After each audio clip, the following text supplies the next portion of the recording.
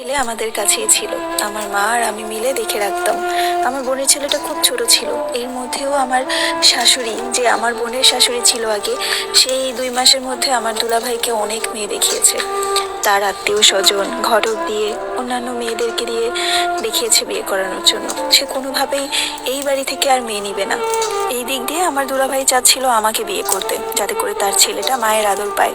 অন্য কোনো মেয়ে তো আর তার সন্তানকে নিজের সন্তানের মতো দেখবে না। একমাত্র বোনই পারে বোনের সন্তানকে নিজের সন্তানের মতো বড় করতে। এই দিক দিয়ে আমার শাশুড়ি অনেক কবিরাজের কাছেও গিয়েছিল তার ছেলেকে ঘোরানোর জন্য, কিন্তু পারেনি।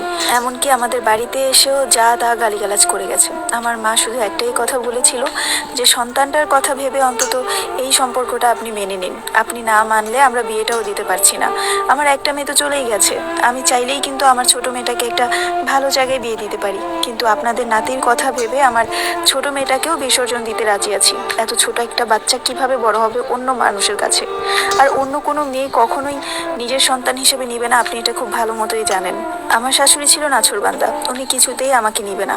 এদিক দিয়ে সবসময় বলতো যে আপনার বড় মেয়েকেই তো আমি পছন্দ করতাম না, আবার এই ছোট মেয়েকে ঘরে তুলবো? বড়টা কি কম জ্বালিয়েছে? মারা গেছে তো বেঁচে গেছি, কিন্তু এখন যদি ছোটটাকেও নিয়ে যাই তখন দেখা যাবে আমার সংসার আর সংসার থাকবে না। এই কথাগুলো আমার মার খুব খারাপ লাগতো, কিন্তু আমার মা তো সিধাসাদা মানুষ, আমার মা তাকে উত্তর দিত না। এই ব্যাপারগুলো আমার খুব গায়ে লাগতো। তখন ভাবতাম যে যদি বিয়ে হয় তখন এই মহিলাকে উচিত শিক্ষা আমি দিব, কারণ আমার বোন চুপচাপ ছিল আমার মায়ের মতো, কিন্তু আমি এতটাও চুপচাপ না। আমাকে কেউ কিছু বলে যাবে আর আমি সহ্য করব, এমন মেয়ে আমি নই।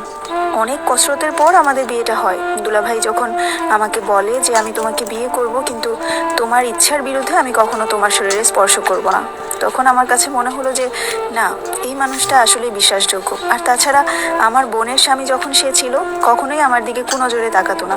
সে সবসময় আমার দিকে ছোট বোনের দৃষ্টিতে তাকাতো, কিন্তু এই মুহূর্তটাতে বাচ্চাটার দিকে তাকিয়ে আমাদের এই ডিসিশনটা নেওয়াটা খুবই জরুরি। আমার দুলাভাই আমার বিয়ের দিন আমাকে বলল, মায়া, তুমি কখনো কোনো কিছুর জন্য আমার কাছে কোনো কিছু চাইতে 2বার ভাববে না। সবসময় মনে রাখবে যে আগে আমি তোমার বোনের স্বামী ছিলাম, কিন্তু এখন আমি তোমার স্বামী। আমার কাছে যদি কোনো কিছু তোমার চাওয়ার থাকে, সমস্ত কিছু অধিকার খাটিয়ে তুমি আমার কাছে চাইবে। আর আমার একটাই আবদার, শুধুমাত্র আমার ছেলেটাকে তুমি নিজের সন্তানের মতো করে দেখবে। সেদিন রাত্রে আমার মনে হয়েছিল যে না, এই মানুষটা আসলেই একটা ফেরেশতার মতো মানুষ। আমার বোন সবসময় বলতো যে আমার জীবনে কোনো ভালো কাজ করেছিলাম বলে তোর দুলাভাইয়ের মতো একটা মানুষ পাইছিলাম। সত্যি আমার বোনের কপালে সুখটা জুটলো না। বিয়ের 2 দিন পরে আমার শাশুড়ি আমার ঘরে আসে।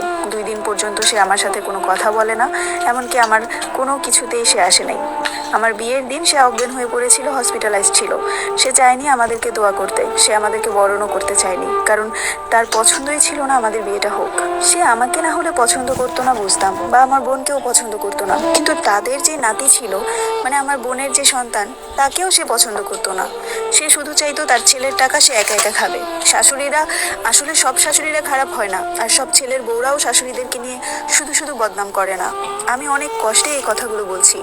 আমার বোনটা মরার আগে অনেক কষ্ট পেয়ে গেছে, তার শাশুড়ি তার সাথে কখনোই ভালো ব্যবহার করতো না। আমার বোনটা যেদিন সিঁড়ি থেকে পড়ে গেল, মৃত্যুর আগে তো তাকে হসপিটালে নেওয়া হয়েছিল, ওই সময়টাতে তখনও আমার শাশুড়ি বলে যে আমার বোন নাকি নাটক করতেছে, সিঁড়ি থেকে পড়ে নাকি কেউ ব্যথা পায় না। ওই টাইমটাতেই আমার বোন মাথায় অনেক জোরে ব্যথা পায়।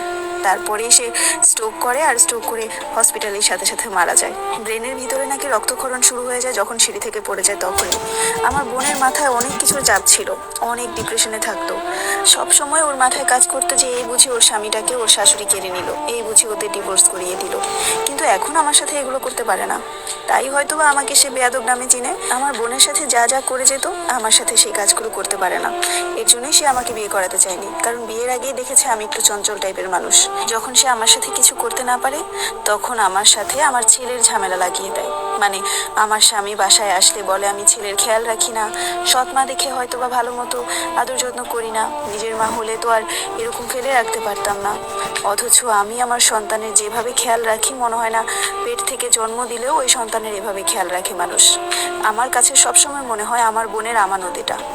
ভাগ্য ভালো যে আমার স্বামী ওনার এই সমস্ত কথায় কান দেয় না, কারণ উনি দেখে প্রতিদিন রাতে আমি আমার ছেলেটাকে বুকে জড়িয়ে ধরে ঘুমাই। আমার কাছে আমার বোনের একমাত্র আমানত হলো আমার ছেলে। আমার ছেলের নাম আয়াস। ওর